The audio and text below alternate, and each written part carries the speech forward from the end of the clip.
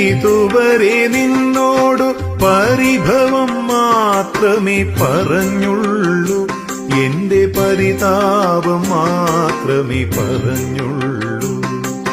ഗുരുവായൂരപ്പ, ഇതുവരെ നിന്നോടു പരിഭവം മാത്രമേ പറഞ്ഞുള്ളൂ, എന്റെ പരിതാപം മാത്രമേ പറഞ്ഞുള്ളൂ.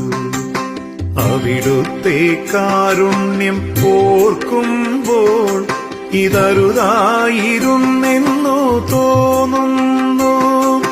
അപരാധം കണ്ണ പൊറുത്താലും എന്റെ